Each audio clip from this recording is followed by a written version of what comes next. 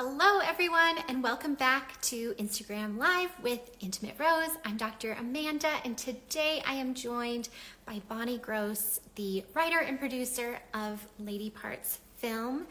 And I'm so excited to talk to her today. She is so passionate about her work. She's the writer and producer of the Lady Parts film, which is currently up for nominations in various film festivals. Here to tell us all about the film and the amazing advocacy work that she's doing. Hi! How are you? I'm good. How are you? I'm doing so well. I believe that you're traveling in Austin right now. Is that true? Not yet. No. So we'll be in Austin from October 24th to October 31st. And at the same time, some of our other team members are going to be in LA because we're simultaneously playing at La Femme Film Festival. So we're kind of, divide and conquer at that point, but it's very exciting. We have a lot of screenings coming up. Congratulations. That is so impressive and so amazing. Thank you. There's been some award nominations as well.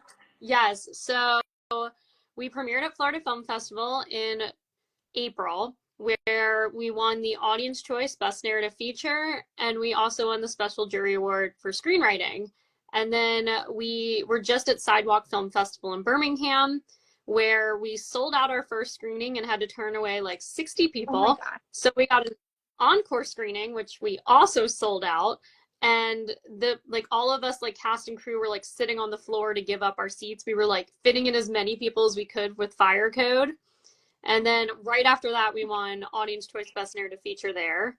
And then we are going to be, we are nominated for a jury award at Austin Film Festival. We'll find out on October 26th if we won. We screen at La Femme the same day in LA.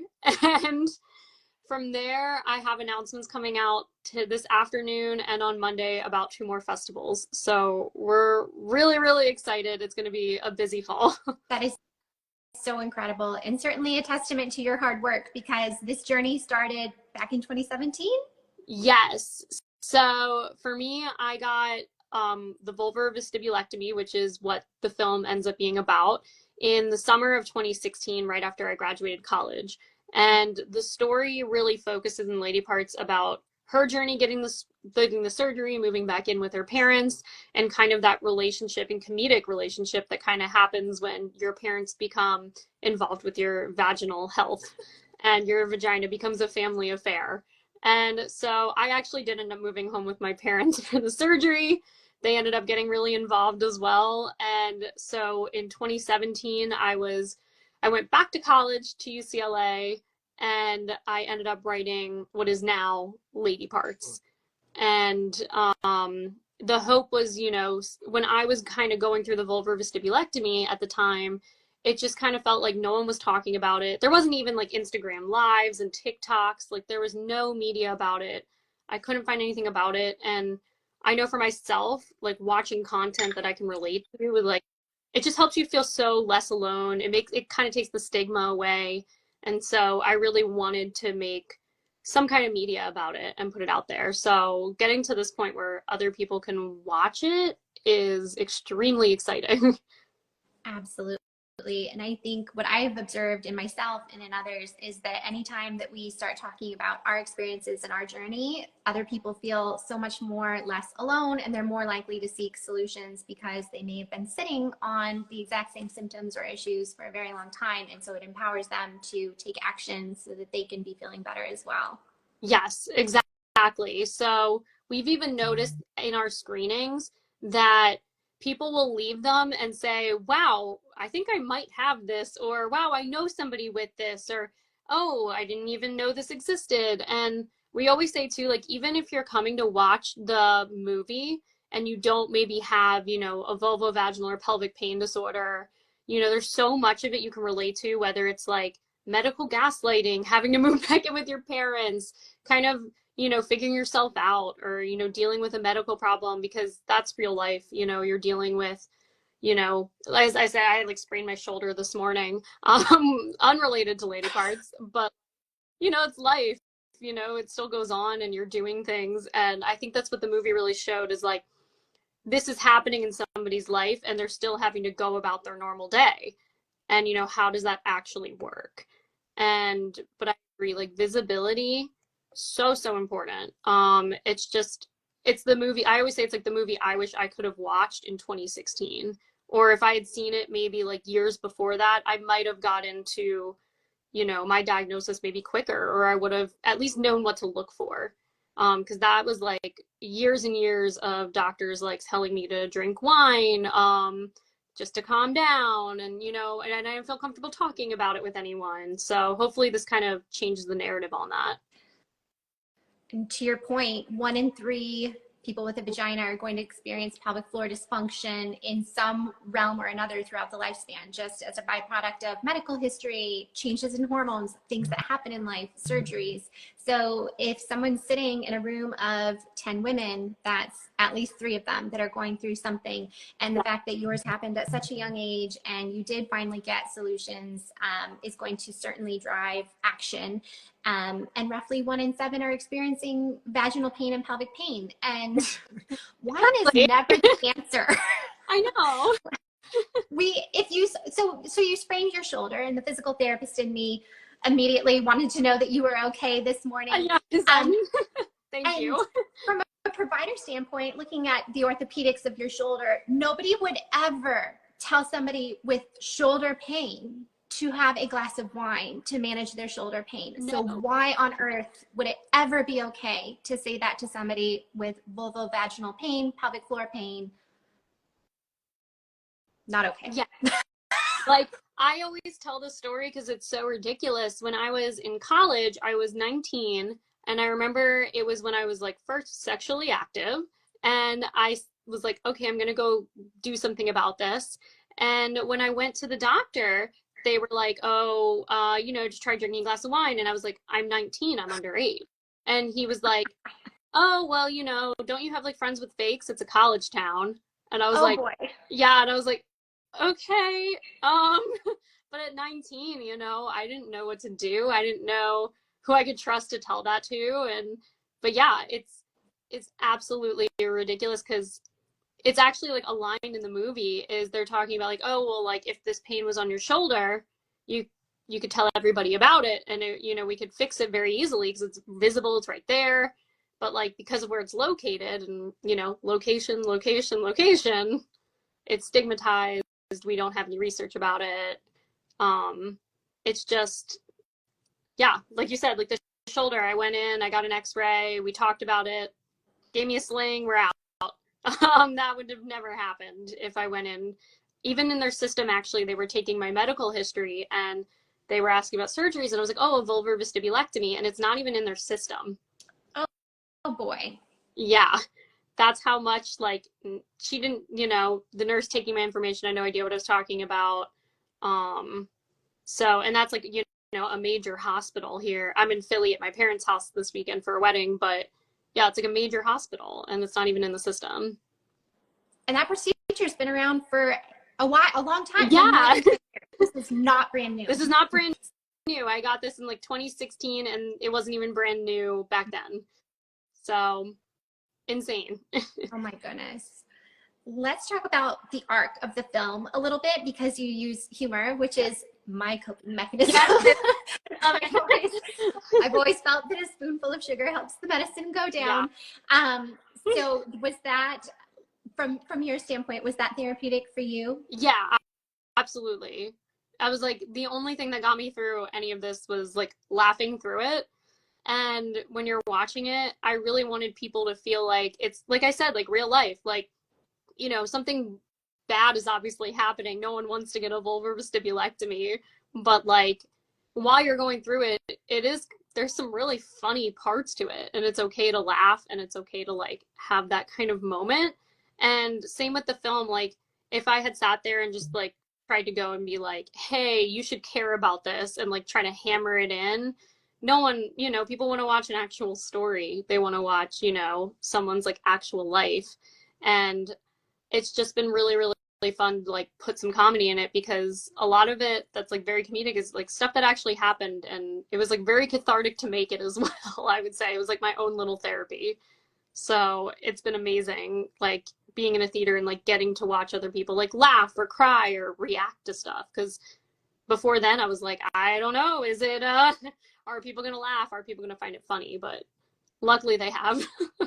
That's a testament to your skill as a writer. Thank you. Thank you. That's amazing. And then are you able to say how the film ends?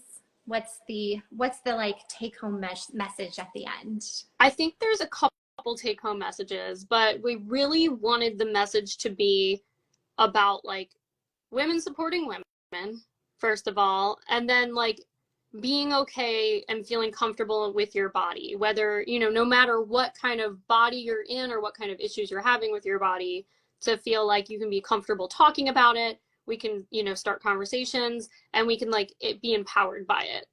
And because like, you know, of course there's the takeaway of, you know, vulvovaginal pain and education and learning, but, you know, in the grand scheme of things, it's kind of my own journey I've been taking throughout this process, where when I got surgery back in 2016, I told none of my friends. I didn't tell anybody I was getting it. I felt like really shamed about it. I didn't know anything. And I would have never done an Instagram live like this like 10 years ago about it. And so I really want other people to feel like, you know, maybe they're not ready for that yet in their journey, but like to know that it's completely okay to, you know, feel that way, or, you know, we're all in these bodies and it's okay. Absolutely. It's all okay. And there's hope. Yeah. And there's solutions. And you had a surgical solution. And oftentimes people that have that procedure do well to practice with dilators, Yes. like colors, right? Pretty fun things. Seen in Lady Parts, by the way. As seen in Lady Parts, which is such an honor. Thank you so much for featuring that aspect too, because it helps to provide a more comprehensive look at, as it's not just surgery and you heal and you move on. There's some care, some maintenance. I call it protecting the artwork of the surgery. I love that. Protecting the artwork is such a good way to put it. I was gonna say, yeah, like I think a lot of people don't realize how intense the surgery is, and that like the coming off the surgery, like I'm still kind of recovering from that on so many levels. And you know, immediate like the surgery itself, your legs are kind of straight together like this for 6 weeks. You know, you can't separate them, can't move them, you can't sit like I am now, because that would put pressure. Like you're pretty much flat on your back or kind of up and doing a weird shuffle. And you know, you're sitting in your sitz bath to let the stitches like clean, and you're, you know, you're having somebody like take care of you, pretty much like wash you, do everything. So it's really intense for 6 weeks, and then you kind of have to go back into like, okay, now I haven't used my legs in 6 weeks. These stitches are clearing up, and so that's when you kind of start with the dilators, once the stitches are all healed, of course. But from there, you know, and that can be a long process, and a very one where you have to be really patient with yourself, and really, and it, you know, I think I was on the first dilator for like months, which is like so frustrating, because you're like, I just want to, you know, I went through the surgery, I just want to do it. And it's like you have to like wait for your body to heal, which is a tough process to get through as well. It's a whole other phase, because you were already patient waiting for the diagnosis. You were already patient waiting for the surgery and going through that initial phase of healing. So it's very normal to want to see progress, and very frustrating to be on the first dilator. But little by little, a little becomes a lot, and you turn around and it's in your rear view, and now you're functioning in a way that's a lot more desirable. Oh my God, yeah. I was gonna say, after, I think it took me about a year, where I was very consistent with it. I was like an everyday user after, and I feel like by a year I got to like my goal dilator that me and like my doctor had discussed and talked about. But we got to that, and after that I was able to have like pain-free sex for the first time. I was able to, I mean, with the vulvar vestibulitis, like I had pain like just like all the time. So I was able to like ride a bike without pain. I was able to kind of buy leggings and like buy thongs and like these kind of other things that like I would have never worn or done with the condition. And so like that was already life changing enough. And I feel like now I'm just kind of working the inner muscles. I actually have the pelvic wand. And I went back to PT and I've been using it. Yes, that's the one. And I've been using it. And it's been really cool to be like, and even when we're doing the exam to be like, oh, okay, well, the entrance is completely fine now. Like it's actually insane. Like, how much of a difference that area of me has improved. And like you said, looking back in the rear view, I don't even know. I can't even imagine what I was like, 10 years ago. So it's been an insane journey, but yeah, I think a lot of people don't realize like how much pay, and like you almost have, it's like a second like full-time job. You're like making these appointments, you're doing your PT, you're basically like using the dilators, like it's a lot. And on top of real life is what I wanted to show too. It's not just, this is all I'm doing. Yeah, you've got a whole day Yeah, that you are in charge of, a whole life. a whole And life. the things that we take for granted. I mean, you said leggings, Yeah, regular underwear that you can wear under a dress, and riding a bicycle. yeah, That's huge. huge. Like, I think I was like after surgery, it was a few months, I went to go visit a friend in Minneapolis. And we were just doing like, a bike and brew type thing. And I remember getting on the bike and I was like, oh, this is what it's supposed to feel like. And it was just such a weird moment because like you said, it's an everyday thing. Like I just thought for so long, oh, it's just painful. Everybody experiences this. And no, it is not. So again, reasons why we need, content like this so people don't think that's, a normal thing by any means. Absolutely. Yeah, it's going to make a huge difference because there's still people being told to have a glass of wine. I mean, it's like a common prescription, and now I'm hearing it's an underage off-label prescription for pain. Oh my God. Are you serious? But we're trying to really knock that down. We're all on a mission. You're spreading it far and wide through the film. We're spreading it here. That is not how we manage pain. We manage pain by determining the driver and working together as a team with experts to help make sure that people are heard and that they get the solutions that they need. I love it. Thank you for all the work you're doing too, because it is so, so important. Thank you so much. And so we've got the two film festivals coming up between LA and Austin. And what else is in store for Lady Parts Film and for you? Yeah, so I think, like I said, we have two more festivals that are coming up after. So one we're going to be announcing this afternoon. So stay tuned on our Instagram. And then another one we're going to be announcing on Monday. And that'll take us through November. And then our hope is that, we can find distribution for the film. We can find a way to get it out to the masses because that would be incredible. So right now we're at the mercy of the film festivals and we're just waiting to hear back from like a few more. And then after that, hopefully we can be in a theater near you or a streaming platform near you. That's like the ultimate goal is to make it accessible so, everyone can watch it and take something away from it. But fingers crossed, we're going to get through the festivals first. We're going to try to get, like people to really get excited about the film and hopefully it catches the eye of somebody.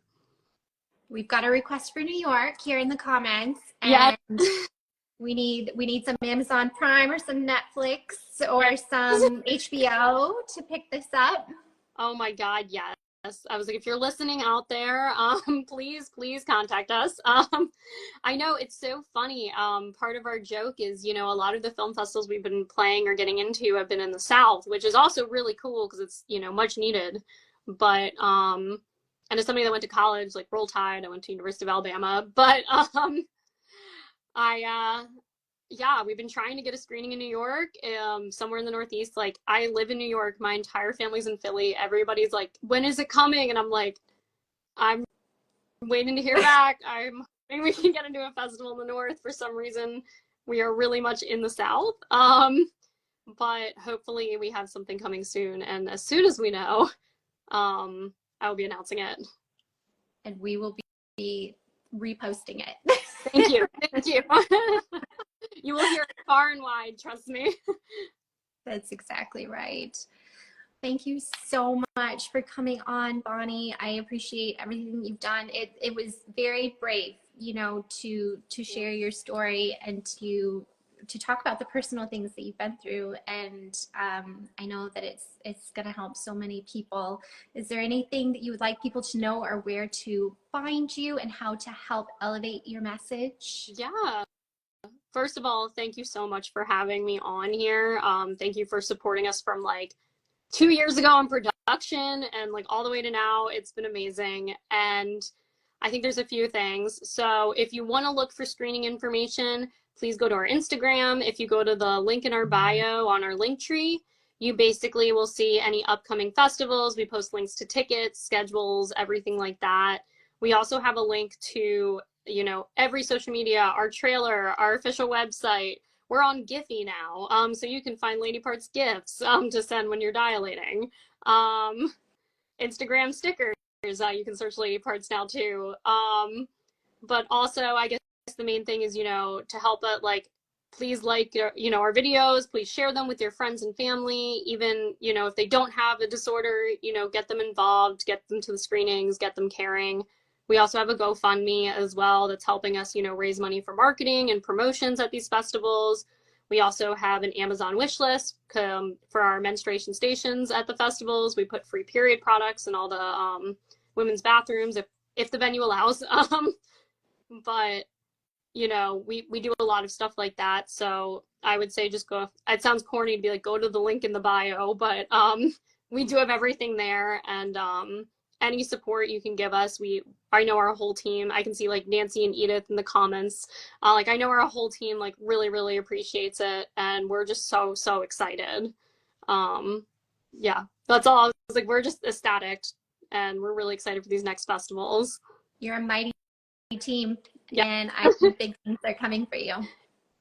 Yes, and I couldn't have done it without, you know, the team behind this, and I just want to thank, you know, all of them too, because it's, you know, it's just been such an undertaking, and I'm really excited with what we were able to do with it. That's amazing. And I'm so excited too to see how far this goes. Thank you. Thank you so much for your time and for being brave and for all that you've done in advocacy. And we will probably be checking back in soon to find out what's coming. Yes, I was going to say at around 3 p.m. today, Eastern time, check back the Lady Parts Instagram. We have a video posting and an announcement for an upcoming festival. And then check back on Monday. We have one more announcement coming up. So hopefully if you're in those areas, you can come see us, which would be amazing. Yay! Fantastic. Well, have a great rest of your day, Bonnie. We are going to post this to our wall and hopefully to your wall as well. And if people have additional questions, they can always post it in the comments or reach out to us individually. I have a feeling people may come to you with questions about their own journey and whatnot. So we can always be there to help answer those questions as well. Absolutely. Yeah. Feel free to send us a message. I might not be able to reply right away, but please send us a message. We'd love to connect with you. Absolutely. Keep in mind, she is down one wrist, so. Down one hand. So I type very slowly right now, but it's happening. The good news is bodies heal. Yeah. Vaginal tissue heals. Surgeries heal. Shoulders heal. It just takes time. Yes. And this is just, you know, what happens when you try to work full time and, you know, run a film. So don't carry heavy things is my other takeaway. But you're still going to do it with one arm. Yes, we are still going to do it. We're still going to be there and show up and wear our pink to every single festival. I wore pink today. I saw it. I was so excited. I was off pink today for me, but I was trying to do the pink. I saw the pink. I was like, I love it. I love it so much. I picked the brightest pink because that is what you use. Oh my God. And we also, I don't know if I said this too, we also have an Etsy store we opened as well, where you can buy like the Lady Parts official shirt. We have like a gyno shirt. We have a Giddy Up shirt.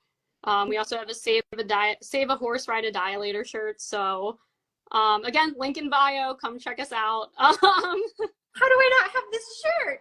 I know. I was like, we have a ton on there. So if you're feeling like repping some lady parts, we totally have like mugs and all that kind of stuff as well. I just used the Giddy Up mug as well this morning. Love it. Yes. That's amazing. Well, thank you so much, Bonnie. I hope you have a great rest of your day. Thank you, you too. Take care. Bye. Bye.